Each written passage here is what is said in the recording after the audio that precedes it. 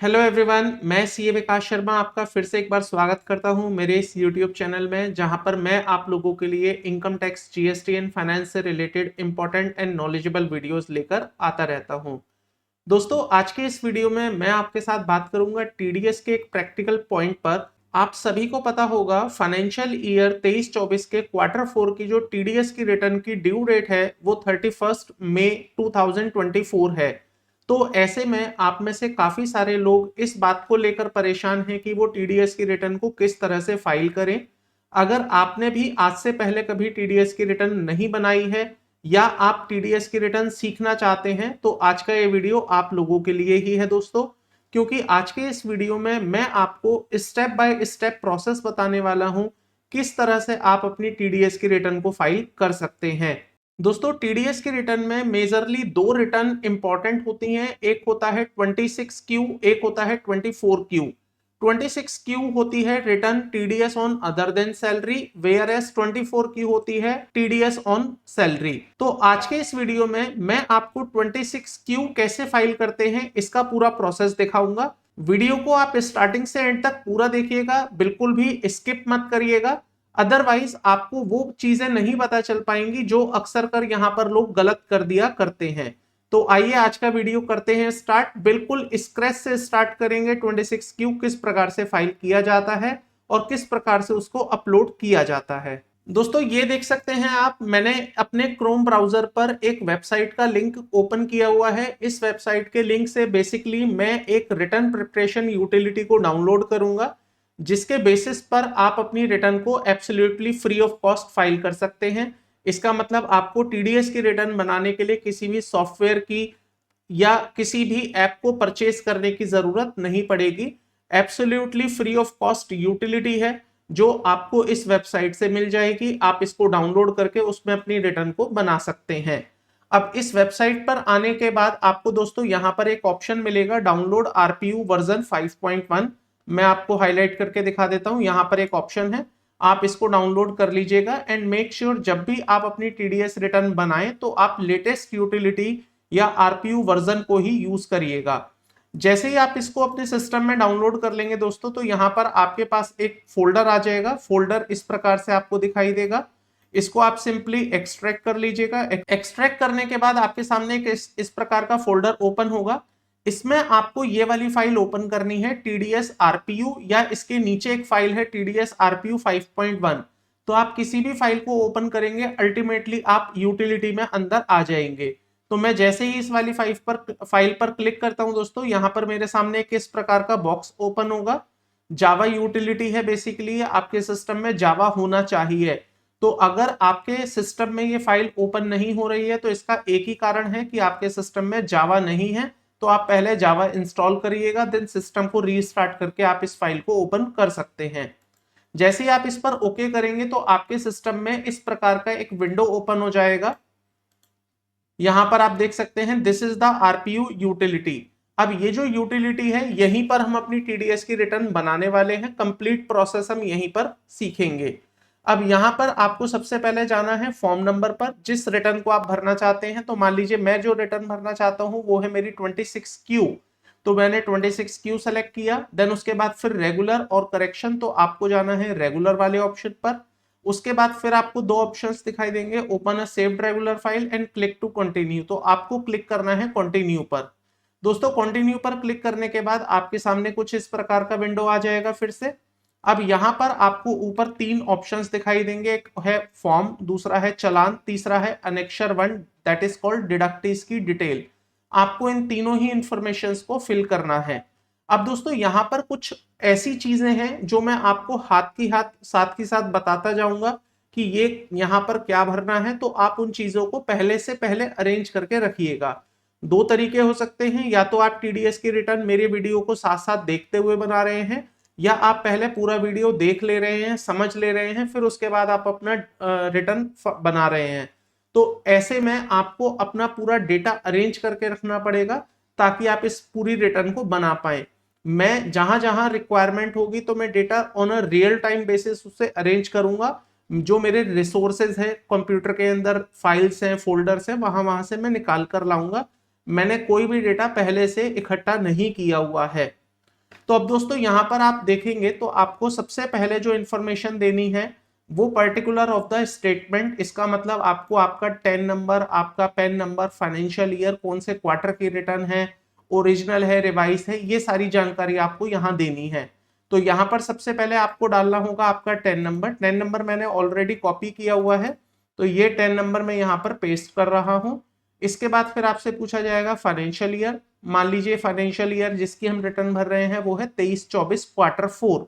मैं जो रिटर्न भरने जा रहा हूँ वो क्वार्टर 4 की है, तो 23-24 सेलेक्ट किया। 23-24 सेलेक्ट करने के बाद यहाँ पर ओके आएगा। देन इसके बाद आप क्वार्टर सेलेक्ट करेंगे, क्वार्टर 4 है। फिर उसके बाद आपको देना है पैन नंबर। पैन नंबर किसका देना है, तो जिस ऑर्गेनाइजेशन का ये 10 नंबर है उसी का आपको पैन नंबर भी यहाँ पर देना होगा। दोस्तों यहाँ पर पैन नंबर मैंने डाल दिया है। पैन नंबर के बाद फिर आपसे पूछेगा टाइप ऑफ डिडक्टर, तो यहाँ पर आप अकॉर्डिंगली अपने बेसिस पर टाइप सेलेक्ट करेंगे। अगर आप एक कंपनी है तो कंपनी सेलेक्ट हो जाएगा, अगर आप एलएलपी है एलएलपी आएगा, फर्म है तो फर्म, देन इंडिविजुअल है तो आप इंडिविजुअल सेलेक्ट करेंगे, अगर आप बॉडी ऑफ इंडिविजुअल है तो body of individual. So basically depend करता है कि आपका स्टेटस क्या है, आपका टाइप ऑफ डिडक्टर क्या है, वो आप ऑप्शंस यहाँ पर सेलेक्ट करेंगे। तो मैंने जो फिलहाल सेलेक्ट किया है वो इंडिविजुअल सेलेक्ट किया है, क्योंकि ये 10 नंबर एक इंडिविजुअल प्रोप्राइटरशिप बिजनेस का है, ये पैन नंबर भी एक इंडिविजुअल का ही है। देन इसके बाद दोस्तों यहाँ पर आपको और कुछ भी फिल नहीं करना है, ऊपर का टेबल आपका कंप्लीट हो जाता है। जितनी भी बाकी इंफॉर्मेशन रह गई हैं या तो वो आपके लिए इंपॉर्टेंट नहीं है, आई मीन टू से आपको भरनी जरूरी नहीं है, या वो आपके लिए एप्लीकेबल ही नहीं है। तो आप जो देख रहे हैं ये वाले दो ऑप्शंस, ये एक्चुअली में रिवीजन के केस में काम आते हैं, जब आप टीडीएस के रिटर्न को रिवाइज करते हैं। ओरिजिनल रिटर्न में ये काम नहीं आते हैं। अब नीचे की तरफ जब आप आएंगे दोस्तों, तो यहां पर आपको जो इंफॉर्मेशन देनी है वो बेसिकली आपको पर्टिकुलर ऑफ द डिडक्टर या एम्प्लॉयर की देनी रहेगी। So particular of the deductor में आपको सबसे पहले नेम लिखना है, जो एक्चुअली में यहाँ पर डिडक्टर है। तो यहाँ पर जो डिडक्टर है उनका नाम है बाल मुकुंद। मैं यहाँ पर पूरा नाम टाइप कर रहा हूं, बाल मुकुंद लाल यादव। तो मैंने नाम टाइप कर दिया। नाम टाइप करने के बाद फिर आपको ब्रांच या डिवीजन में बताना है। अगर तो ये ब्रांच है या कोई डिवीजन है तो आप बताएंगे, अगर ये ब्रांच नहीं है, डिवीजन नहीं है, तो आप यहाँ पर सिंपली एनए लिख दीजिएगा। एनए के बाद दोस्तों फिर आपको यहाँ पर देना है एड्रेस। मैं एड्रेस यहाँ पर दे रहा हूँ 123। मैं यहाँ पर एग्जैक्ट एड्रेस नहीं दे रहा हूँ फॉर सम रीजन। आप यहाँ पर अपना एक्चुअल एड्रेस देंगे जिस एड्रेस पर ये ऑर्गेनाइजेशन रजिस्टर्ड है। एड्रेस के बाद फिर आपको प्रेमाइसेस का नाम बताना है। यहाँ पर प्रेमाइसेस मेरा एनए है मान लीजिए। स्ट्रीट नंबर आपको देना है, स्ट्रीट नंबर हो गया 2। देन आपको एरिया बताना है, एरिया है मान लीजिए लक्ष्मी नगर। देन उसके बाद फिर आपको टाउन बताना है, टाउन आपने बता दिया दिल्ली। पिन कोड आपको देना होगा, मेरे केस में 92 है। स्टेट आप बताएंगे अपने हिसाब से, जो भी आपका स्टेट है, जैसे मेरे केस में है दिल्ली, मैंने दिल्ली बता दिया। ईमेल आईडी आपको देना है। ईमेल आईडी फिलहाल मैं यहाँ मेरा वाला ईमेल आईडी मेंशन कर रहा हूं, आप क्लाइंट का या अपना किसी का भी मेंशन कर सकते हैं। देन इसके बाद दोस्तों यहाँ पर आपको टेलीफोन नंबर देना है। टेलीफोन नंबर में भी मैं अपना ही नंबर मेंशन कर रहा हूं, आपकी चॉइस है कि आप किसका देना चाहते हैं। इसके बाद फिर आपसे पूछता है have you change the address since last return, क्या आपने पिछली रिटर्न के बाद कोई एड्रेस में चेंज किया है या नहीं। तो मैंने कोई चेंज नहीं किया है, सिंपली आई सेड नो। उसके बाद फिर पूछता है जीएसटीएन नंबर, अगर आपके पास जीएसटीएन नंबर है तो वो भी आप बता सकते हैं, अगर है तो, अगर नहीं है तो कोई जरूरत नहीं है यहाँ पर कुछ देने की। तो फिलहाल इस केस में कोई जीएसटी नंबर ना होने की वजह से मैं इसको खाली छोड़ देता हूं। देन इसके बाद दोस्तों आप नीचे की तरफ आएंगे तो यहाँ पर आपको बताना है particular of the person responsible for tax deduction. तो अब यहाँ पर क्या होता है दोस्तों, एक ऑर्गेनाइजेशन है, उस ऑर्गेनाइजेशन में कोई एक व्यक्ति ऐसा होता है जो रिस्पॉन्सिबल होता है टीडीएस के डिडक्शंस एंड पेमेंट के लिए। तो उस ऑथराइज पर्सन का, उस पर्टिकुलर रिप्रेजेंटेटिव का या उस रिस्पॉन्सिबल पर्सन की डिटेल आपको यहां देनी है।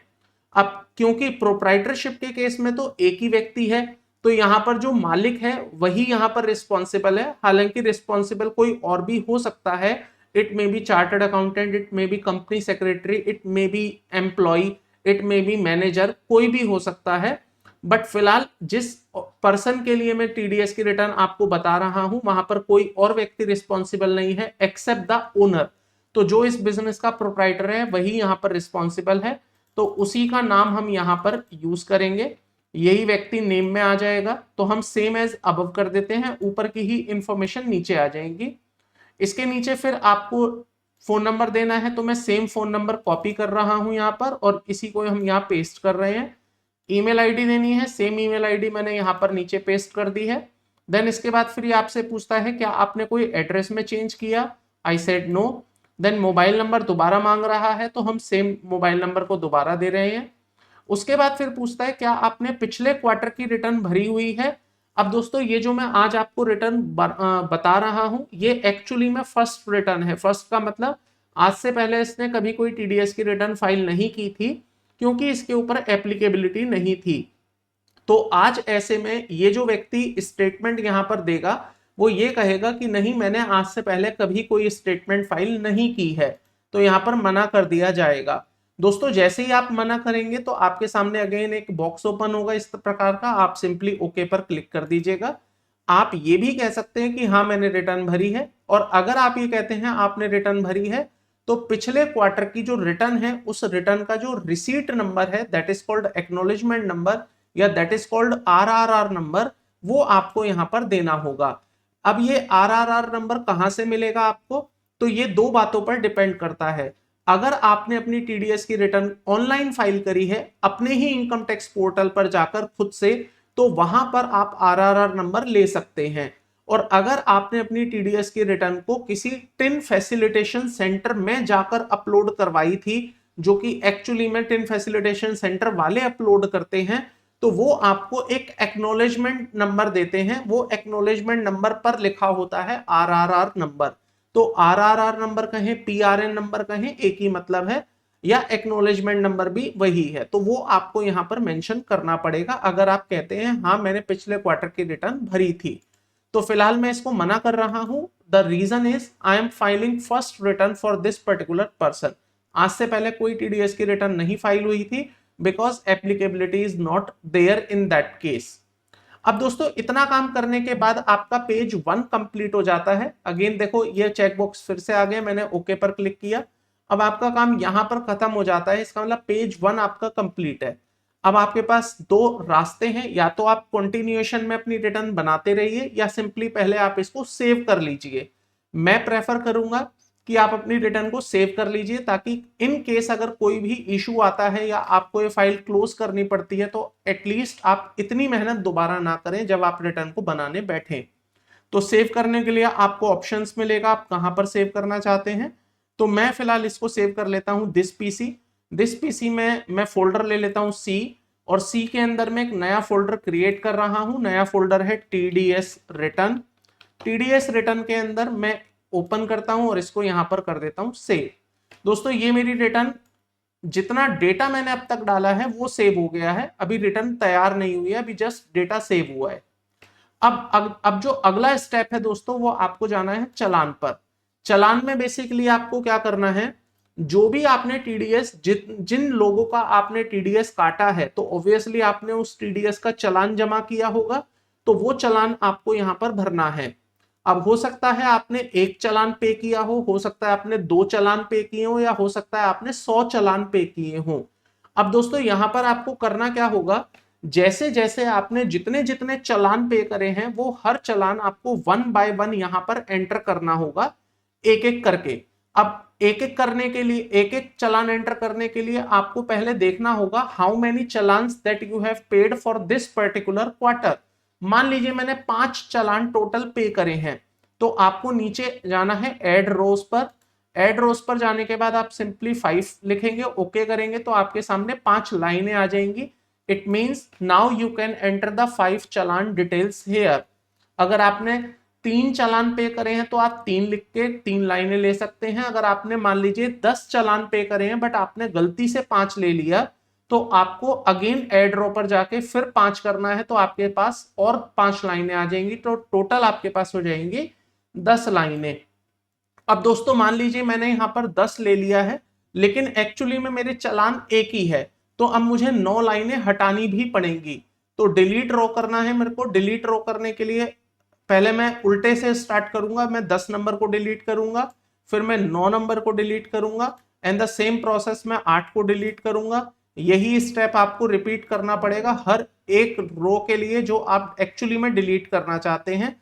अब मैं डिलीट करूंगा 6 को, 6 के बाद मुझे डिलीट करनी है 5, 5 के बाद डिलीट होगी 4, देन 3, देन 2। अब आप देख सकते हैं मेरे पास एक ही लाइन रह गई है और एक्चुअली में जो मैं रिटर्न आपको बताने जा रहा हूं वहां पर एक ही चालान मैंने पे किया है, तो उस चालान के रेस्पेक्ट में मैं यहां पर इंफॉर्मेशन दूंगा। अब दोस्तों चालान की इंफॉर्मेशन में सबसे पहले आपको बताना है आपने कितना टीडीएस जमा किया। अब कितना टीडीएस जमा किया इसके लिए मुझे टीडीएस का अमाउंट यहां पर लिखना है। अमाउंट है 30,000 रुपए का। इसका मतलब जो मैंने टीडीएस पे किया है उस चालान में वो 30,000 रुपए का है।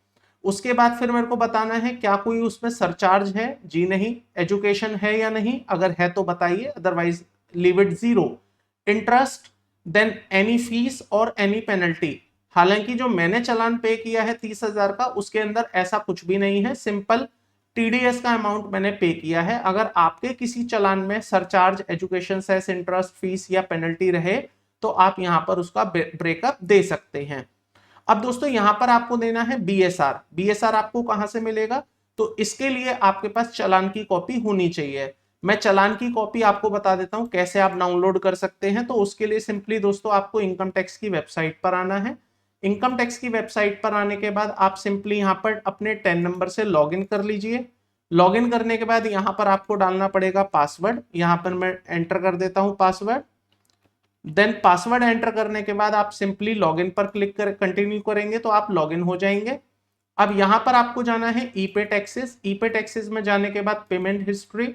पेमेंट हिस्ट्री में आप देख सकते हैं एक चालान हमें यहां पर 30,000 रुपए का मिल गया है जो कि 1 मई 2024 को पे किया गया है। अब आप सिंपली इस पर 3 डॉट्स पर क्लिक करके डाउनलोड करेंगे तो ये चालान आपके सिस्टम में डाउनलोड हो जाएगा। अब आप देख सकते हैं इस चालान में नीचे की तरफ जब आप आएंगे तो आपको एक बीएसआर कोड मिलेगा। इसको सिंपली कॉपी कर लीजिए और अपनी रिटर्न में आके यहाँ बीएसआर वाली जगह पर आप पेस्ट कर सकते हैं। इसके बाद फिर वो पूछता है date on which the amount deposited through challan. इसका मतलब कौन से दिन आपने चालान पे किया।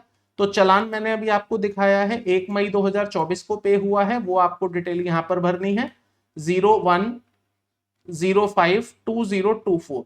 तो 1 मई 2024 को ये चालान जमा हुआ है। डेट का फॉर्मेट थोड़ा सा अलग हो गया 01052024। रुकिएगा मैं इसको सही कर देता हूं 01052024। तो डेट के बाद दोस्तों फिर आपसे पूछा जाता है यहाँ पर चालान का सीरियल नंबर। आपने जब ये चालान पे किया है तो एक चालान का सीरियल नंबर भी आया होगा, ये रहा चालान का सीरियल नंबर। तो ये चालान का सीरियल नंबर आप यहाँ पर सिंपली कर देंगे पेस्ट। पेस्ट करने के बाद फिर आपसे पूछा जाएगा mode of deposit through bank adjustment, you have to select no. आपको इस वाले कॉलम में हमेशा नो सेलेक्ट करना है, यस सेलेक्ट मत करिएगा। अब इसके बाद देखिए इंटरेस्ट है, इंटरेस्ट के बाद अदर है, आपको यहाँ कुछ भी नहीं करना है। अब लास्ट आपसे पूछेगा यहाँ पर दोस्तों माइनर हेड ऑफ चालान 200 या 400। तो देखिए 200 आपको सेलेक्ट करना है। यहाँ पर 200 या 400 में डिफरेंस ये है, 200 का मतलब आपने टैक्स खुद से पे किया, 400 का मतलब रेगुलर असेसमेंट में डिमांड बनी थी और फिर आपने पेमेंट करी। तो कभी भी 400 मत सेलेक्ट करिए, 200 ही सेलेक्ट करिए अगर आप टीडीएस की रिटर्न के लिए चालान पे कर रहे हैं। तो यहाँ 200 सेलेक्ट करने के बाद आप आगे जाएंगे तो ये पेज आपका खत्म हो चुका है। अब इसमें आपको कुछ और नहीं भरना है। तो अगर मैं दोबारा से समराइज करूं तो जितने भी व्हाइट वाले फील्ड आपको दिख रहे हैं केवल वहीं पर आपको इंफॉर्मेशन देनी है और रेलेवेंट इंफॉर्मेशन ही देनी है। ऐसा नहीं है कि हर चीज जो आपको व्हाइट दिख रही है वहां पर आप कुछ भरें। जो जो आपके केस में एप्लीकेबल है वो आप भर दीजिए, अदरवाइज बाकी सबको एज इट इज छोड़ सकते हैं। अब दोस्तों ये तो मैंने डिटेल दे दी चालान की। इसका मतलब जो मैंने 30,000 का चालान पे किया था वो मैंने कब पे किया था और उसमें क्या क्या अमाउंट मैंने पे किया था। अब समय आ गया है ये बताने का कि ये जो मैंने 30,000 का चालान पे किया ये मैंने किस किस व्यक्ति के लिए पे किया। इसका मतलब ये जो 30,000 रुपए मैं आपको दे रहा हूं ये मैंने पर्टिकुलर किस पर्सन का टीडीएस काटा है, मैंने उसका टीडीएस कौन से सेक्शन में काटा है, मैंने उसको कितने पैसे दिए, मैंने उसको वो पैसे कब दिए, मैंने वो टीडीएस कब काटा, ये सारी जानकारी, इवन मैंने कितने रेट से टीडीएस काटा, ये सारी जानकारी अब हम अगले पेज में आई मीन टू से अनेक्शर 1 डिडक्टिव्स डिटेल में बताएंगे। अब दोस्तों यहां पर तरीका क्या होगा डिटेल ऐड करने का। तो देखिए इस एक चालान में, ये जो 30,000 रुपए का चालान है, इसमें कितने डिडक्टी हैं, इसमें एक डिडक्टी है या इसमें दो हैं या इसमें 10 हैं या इसमें 20 डिडक्टी हैं। तो इसके अंदर जितने डिडक्टी रहेंगे उतनी लाइनें आपको वहां ऐड करनी है। प्रोसेस क्या होगा, देखिए यहां पर आने के बाद आप सिंपली इंसर्ट और रो में जाएंगे। जैसे ही आप क्लिक करेंगे इंसर्ट और रो, आपके सामने एक चालान आएगा, चालान नंबर 1, मतलब जो मैंने पिछले पेज पर चालान दिखाए थे उसमें जो सीरियल नंबर 1 है वो। फिर वो आपसे पूछेगा इस चालान के अंदर कितने डिडक्टीज हैं जिनकी जानकारी आप हमें देना चाहते हैं। तो इस चालान में है मान लीजिए एक डिडक्टी, तो मैं एक लिखूंगा तो एक लाइन मेरे सामने आएगी। मैं अगर लिखता हूं इस चालान में है दो डिडक्टी, तो दो लाइनें मेरे सामने आएंगी। और अगर मैं लिखता हूं 3, तो 3 लाइनें मेरे सामने आ जाएंगी। फिलहाल मैंने यहां पर लिखा एक, जैसे ही मैंने लिखा दोस्तों यहां एक और ओके पर क्लिक किया तो मेरे सामने आ गई है लाइन 1। मैं इसमें और लाइनें भी ऐड कर सकता हूं। मान लीजिए मैं ऐसे लिखता हूं 2, तो यहां पर मेरे सामने आप देख सकते हैं टोटल हो गई 3 लाइनें, एक पहले की और 2 उसके बाद की। लेकिन मुझे यहां पर सिंपल एक ही लाइन चाहिए, क्योंकि ये जो 30,000 रुपए का टीडीएस काटा गया है वो एक ही व्यक्ति का टीडीएस है, उसके बारे में जानकारी देनी है। तो मैं यहां पर बाकी लाइनों को डिलीट कर दूंगा। इसका मतलब मैं रॉ नंबर 3 डिलीट कर दूंगा, मैं रॉ नंबर 2 को भी डिलीट कर दूंगा। याद रखिएगा जब भी आप डिलीट करेंगे तो रिवर्स ऑर्डर में ही डिलीट होती है। ये फ्री यूटिलिटी की एक्चुअली में प्रॉब्लम है, या आप जैसे भी इसको समझ पाए, फ्री में तो इतना ही मिलता है। अब यहां पर आपको क्या क्या भरना है, देखिए दोस्तों ये है आपका चालान नंबर 1। चालान नंबर 1 है जो कि जिसका बीएसआर ये है, जो कि आपने 1 मई 2024 को पे किया, जिसका कि सीरियल नंबर ये है। अब आपको ये बताना है कि जो आपने 30,000 रुपए का टीडीएस काटा है जिस व्यक्ति का, वो कौन से सेक्शन में काटा है। तो अब इसका मैं आपको बैकग्राउंड दे देता हूं। ये बेसिकली एक ऐसे पर्सन को कमीशन दिया गया है 6 लाख रुपए का, जिसका 5% के हिसाब से टीडीएस काटा गया है, which is coming out to be 30,000 rupees. और 194H टीडीएस का सेक्शन है कमीशन के अगेंस्ट, जिसमें टीडीएस काटा गया है, रेट रहता है 5% का। तो यहां पर आपको सेलेक्ट करना है 194H। 1 आपको नहीं दिखेगा, आपको 94H केवल दिखाई देगा। जैसे ही आप अपना माउस का कर्सर इस 194H पे रखेंगे तो आपको यहां पर दिखाई भी दे जाएगा कि ये कमीशन और ब्रोकरेज का ही टीडीएस है। सेलेक्ट करने के बाद दोस्तों आपको अगेन व्हाइट वाले ही फील्ड्स भरने हैं, बाकी सब जगह आपको दिमाग भी नहीं लगाना है। देन सीरियल नंबर है, देन डिडक्टी रेफरेंस नंबर है, लीव इट ब्लैंक, आपको भरने की जरूरत नहीं है। फिर ये आपसे पूछेगा पेन ऑफ द डिडक्टी, जिसका आपने टीडीएस काटा है उस व्यक्ति का पेन नंबर आपको बताना है। तो मैं एक पेन नंबर ले आता हूं जिसका हमने टीडीएस काटा है। मान लीजिए उस व्यक्ति का पेन नंबर है ABCDF, ABCD, या एक काम करते हैं ABCPF 5200F कर देते हैं। ये मैंने ऐसे ही पेन नंबर डाला है, मैंने real PAN number due to some reason यहां पर नहीं मेंशन किया है। देन फिर आपको PAN name of the deductee बताना है। तो नेम ऑफ द डिडक्टी है मान लीजिए आनंद। आनंद के बाद फिर मैंने यहाँ पर डेट ऑफ पेमेंट बतानी है कि मैंने उसको पेमेंट कब करी। आपको पता होगा टीडीएस कटता है at the time of payment और credit whichever is earlier. तो यहाँ पर आपको वो डेट देनी है जिस दिन आपने उसको पेमेंट करी या जिस दिन आपने उसको क्रेडिट किया, विच एवर इज अर्लियर। तो सर मैंने उसको जो पेमेंट दिखाई है या मैंने जो क्रेडिट दिखाया है वो 20 मार्च 2023 को 24 को दिखाया है, तो मैं यहाँ पर डेट डालूंगा 20/03/2024। फिर आपसे पूछता है कितना अमाउंट आपने पे किया। तो अमाउंट यहां पर जो आप दिखाएंगे वो ग्रॉस दिखाएंगे।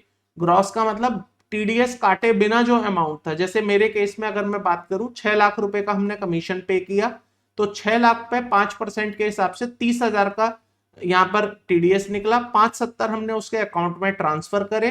तो यहां पर जो मैं अमाउंट रिपोर्ट करूंगा वो 5,70,000 नहीं करूंगा। मैं जो रिपोर्टिंग दूंगा वो पूरे 6 लाख रुपए की दूंगा। तो 6 लाख रुपए मैंने यहां पर मेंशन किया। देन टीडीएस 30,000 का है। क्या कोई सरचार्ज है? जी नहीं। क्या कोई एजुकेशन सेस है? जी नहीं। इसके बाद फिर टोटल टैक्स 30,000 आ गया। टोटल टैक्स के बाद फिर आपसे पूछता है डेट ऑफ डिडक्शन, आपने टीडीएस कब काटा। तो ऑब्वियसली जिस दिन मैंने पेमेंट करी या क्रेडिट करा उसी दिन मेरे को टीडीएस काटना है, तो वो मुझे डेट यहां पर बतानी पड़ेगी। ध्यान रखिएगा अगर आप सेम डेट पर टीडीएस काट रहे हैं तो सेम डेट मेंशन करिएगा। अगर आप अगले दिन की या बाद की कोई डेट मेंशन करेंगे तो अननेसेसरी आपके ऊपर इंटरेस्ट की डिमांड का नोटिस आ जाएगा। तो यहां पर जो मैंने डिडक्शन करी है वो भी मैंने 20 मार्च 2024 को ही कर ली है। उसके बाद दोस्तों फिर आपसे यहां पूछता है कि क्या आपने कोई कम डिडक्शन किया है, is there any lower deduction या no deduction because of the any reason. But ऐसा नहीं है, मैंने जो डिडक्शन बनती थी 5% के हिसाब से वो पूरी करी है, मैंने कोई कम डिडक्शन या ज्यादा डिडक्शन या नो डिडक्शन नहीं करी है। लोअर डिडक्शन या नो डिडक्शन होती है इन सर्टेन केसेस जब आपको सामने वाला व्यक्ति 197 में सर्टिफिकेट लाकर दे देता है, तो वो यहां पर केस नहीं है, तो इसलिए मैं यहां पर कुछ भी सेलेक्ट नहीं कर रहा हूं। देन उसके बाद डिडक्टिव कोड ऑटोमेटिकली अपने आप आ जाएगा, आपको कुछ करना नहीं है। रेट आपको बताना है डेफिनेटली आपने किस रेट से टीडीएस काटा, तो मैंने जो टीडीएस काटा वो 5% के रेट से काटा है। और दोस्तों यहां आप कुछ करेंगे नहीं, मैंने बता ही दिया है आपको। Then certificate number issued by the AO under section 197, ये आपको तब देना है जब आप किसी व्यक्ति का लोअर डिडक्शन या नो डिडक्शन का केस है, तो उसके अगेंस्ट वो जब आपको सर्टिफिकेट देता है तो वो सर्टिफिकेट की इंफॉर्मेशन यहां पर आपको देनी होगी। अब इसके बाद जब आप आगे चलेंगे तो आपके सामने आखिरी के जो 3 कॉलम है वो आपके काम के नहीं है दोस्तों। ये एक्चुअली में काम करते हैं तीनों कॉलम जब आप किसी का टीडीएस काट रहे हैं अंडर सेक्शन 194N, और आपको पता है 194N में जो टीडीएस काटता है वो बैंक काटता है। तो इसका मतलब ये टीडीएस की रिटर्न, ये वाले 3 कॉलम टीडीएस की रिटर्न में काम आएंगे जब एक बैंक अपनी टीडीएस की रिटर्न को फाइल कर रहा होगा।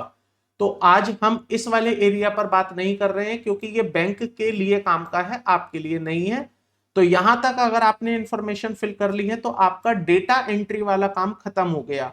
अब क्योंकि यहां पर इंफॉर्मेशन बहुत ज्यादा नहीं थी तो मैंने सिंगल लाइन ली हुई थी, बट आपके पास there might be a multiple lines, वो वॉल्यूम है केवल, बट कॉन्सेप्ट बिल्कुल सेम है। तो जो मैंने कॉन्सेप्ट आपको एक लाइन पर समझाया, the same concept will apply to 10 line, 100 line, 50,000, जितनी भी आपके पास लाइनें हैं।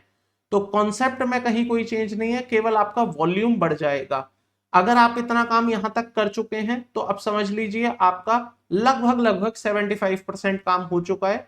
अब आप अपनी रिटर्न को बनाने के लिए तैयार हैं। लेकिन रिटर्न को बनाने से पहले रुकिएगा, आपको इनकम टैक्स की वेबसाइट पर फिर से जाना पड़ेगा दोस्तों। ई पे टैक्सेस में जहां पर हम गए थे पेमेंट हिस्ट्री में थे, इसके साथ में ही आपको एक नया ऑप्शन और दिखेगा, challan status inquiry, that is called CSI file. अब आपको इस CSI फाइल पर क्लिक करना है। यहां पर आपको वो डेट सेलेक्ट करनी है जिस डेट में आपने चालान पे किया। आप एक रेंज ले सकते हैं यहां पर। तो मैंने जो चालान पे किया वो 1 मई को किया, 1 मई से लेके आज तक के मैंने जितने भी चालान पे करे हैं वो मुझे यहां दिखाई दे रहे हैं। अब आपको सिंपली जितने भी चालान दिख रहे हैं उन सबको ऐसे एज इट इज छोड़ के चालान डाउनलोड चालान फाइल पर क्लिक करना है। अब ये जो चालान डाउनलोड चालान फाइल आपने की है CSI फाइल, ये आपके काम आएगी। इस फाइल को आप सिंपली क्या करिए, कॉपी कर लीजिए कहीं पर भी। ये मान लीजिए ये फाइल आ गई है, इस फाइल को मैंने कॉपी किया और कॉपी करके मैं उसे वहां पर रख रहा हूं जहां पर मेरी टीडीएस की रिटर्न का फोल्डर बना हुआ है। अभी मैं आपको बताऊंगा ये मैंने ऐसा क्यों किया। अब मैं वापस यूटिलिटी पर आता हूं दोस्तों। यूटिलिटी पर आने के बाद आप देखिएगा यहां पर मैं जाऊंगा क्रिएट फाइल पर। क्रिएट फाइल पर जाने के बाद मेरे सामने एक इस प्रकार का मैसेज आएगा, enter valid pain of the responsible person, क्योंकि जो पेन मैंने एंटर किया है वो गलत है। तो एक काम करते हैं, हम असली पेन नंबर दे देते हैं, इस पेन नंबर को डिलीट कर देते हैं। असली पेन नंबर मैं निकाल के ले आता हूं। तो असली पेन नंबर मुझे लाना पड़ेगा। तो दोस्तों ये मैं ले आया हूं असली पेन नंबर। यहां पर मैंने एक रियल पेन नंबर एंटर किया। रियल पेन नंबर एंटर करने के बाद आप वापस से क्रिएट फाइल पर क्लिक करिए। क्रिएट फाइल पर क्लिक करने के बाद अगेन ये आपको एरर दे रहा है, enter valid pain of the responsible person. Okay, responsible person में हमसे मांग रहा है, तो यहाँ पर क्यों ओहो, पेन नंबर तो मैंने दिया ही नहीं है। तो रुकिएगा, पेन नंबर भी दे देते हैं। ये वाला पेन नंबर यहाँ पर चला जाएगा। देन डेजिग्नेशन में प्रोप्राइटर आप लिख देंगे, अगर डायरेक्टर है तो डायरेक्टर लिखिए, अगर मैनेजर है मैनेजर, अगर सीए है तो आप चार्टर्ड अकाउंटेंट या कंपनी सेक्रेटरी, जो भी है आपका रोल वो आप यहां पर मेंशन कर सकते हैं। अब आप क्रिएट फाइल पर क्लिक करिए। क्रिएट फाइल पर क्लिक करने के बाद दोस्तों आपके सामने किस प्रकार का विंडो ओपन होगा। अब सबसे पहले पाथ है आपके पास, जिसमें आपको चालान इनपुट फाइल पाथ नेम देना है।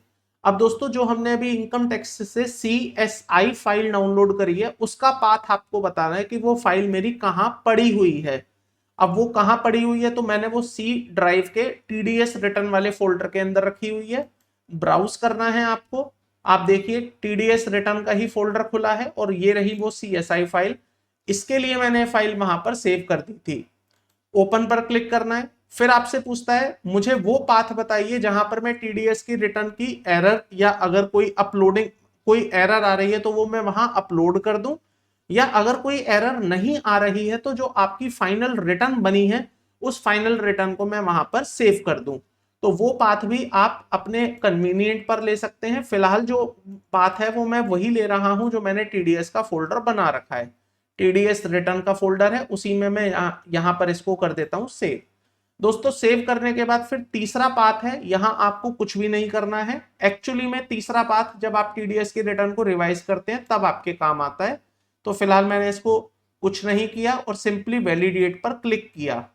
दोस्तों जैसे ही आप वैलिडेट पर क्लिक करेंगे थोड़ा सा समय लेगा, कभी आधा मिनट कभी 1 मिनट भी, और आपके सामने एक इस तरह का छोटा सा विंडो आएगा जिसमें कोई अगर एरर हुई तो आपको एरर बता देगा कि आपकी रिटर्न में कोई एरर है।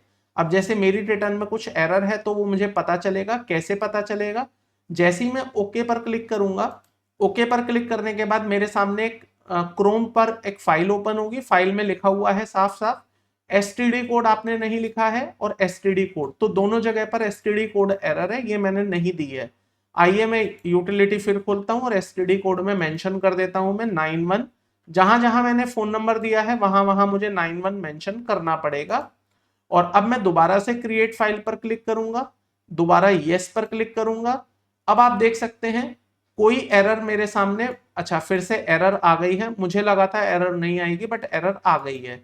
ओके पर क्लिक किया तो अब यहां पर जो एरर है वो ये है, 10 number provided in the file is in the name of Bal Mukund Lal Yadav. However, 10 number as per the database is Bal Mukund Lal Yadav. तो देखिए ये भी एरर आपको बता रहा है, आपने जो लिखा है बाल अलग लिखा है, मुकुंद लाल अलग लिखा है और यादव अलग है। बट जो डेटाबेस में सही नाम है वो बाल मुकुंद एक साथ है, लाल अलग है और यादव अलग है। तो इसको सही कर लेते हैं, ये एरर भी खत्म हो जाएगी। तो यहाँ पर बाल मुकुंद को एक साथ कर दिया और बाल मुकुंद के बाद लाल अलग कर दिया, यादव अलग कर दिया। अब सिंपली इसको हम दोस्तों फिर से क्रिएट पर क्लिक करेंगे, यस पर क्लिक करेंगे। नाउ यू कैन सी अगर कोई एरर नहीं आई है, बट अनफॉर्चुनेटली फिर से एरर आई है। अब क्या एरर है ये भी देख लेते हैं। अगेन वो कह रहा है बाल मुकुंद। अच्छा ये भी देखिए दोस्तों फर्क है, मैं जो लिख रहा हूं बाल मुकुंद है जबकि रिकॉर्ड में बाल मुकंद है। तो ये भी एक एरर है, इसको भी सही कर लेते हैं। आइए, आई थिंक इसके बाद फिर कोई एरर नहीं आएगी। तो ये मैंने कर दिया बाल मुकंद, इंस्टेड मुकुंद, मैं मुकुंद डाल रहा था ये मुकंद है। देन इसको क्रिएट फाइल पर क्लिक करके यस करते हैं। यस करने के बाद होपफुली अब कोई एरर नहीं होगी। Yes, now there is no error. File validation successfully at path this, इस पाथ पर ये फाइल क्रिएट हो चुकी है। आप सिंपली इसको ओके पर क्लिक करिए, ओके पर क्लिक करके फर्दर ओके पर क्लिक करिए। देन उसके बाद फिर एक बॉक्स आएगा, इसको कैंसिल कर दीजिए। आप जैसे ही कैंसिल पर क्लिक करेंगे आपके सिस्टम में वो TDS रिटर्न का जो फोल्डर है वो अपने आप ओपन हो जाएगा और उसमें इतनी सारी कुछ फाइलें बन जाएंगी। अब दोस्तों यहां से आपका बचा हुआ काम स्टार्ट होगा। अगेन आपके पास दो रास्ते हैं, या तो आप TDS की रिटर्न को टिन फैसिलिटेशन सेंटर में ले जाकर अपलोड करवाएंगे, या आप अपने इनकम टैक्स पोर्टल पर इसे खुद अपलोड करेंगे। दोस्तों आप चाहे कुछ भी करें, आपको इस फाइल की बहुत जरूरत है। ये जो FVU फाइल आप देख रहे हैं आपके सिस्टम में बन गई है, जिसका टाइप है FVU, ये आपके काम की फाइल है, बहुत इंपॉर्टेंट फाइल है। आपको सिंपली क्या करना है, राइट क्लिक करना है, राइट क्लिक करके यहां पर इसको सेंड टू जिप फोल्डर कर देना है, सेंड टू जिप फोल्डर। ये जिप फोल्डर में कन्वर्ट हो गई है। अब याद रखिएगा अगर आप टिन फैसिलिटेशन सेंटर में जाकर अपलोडिंग कर रहे हैं तो आपको इस 27A का प्रिंट आउट लेना है और इस जिप फोल्डर को उनके पास लेकर जाना है, या आप ईमेल भी कर सकते हैं।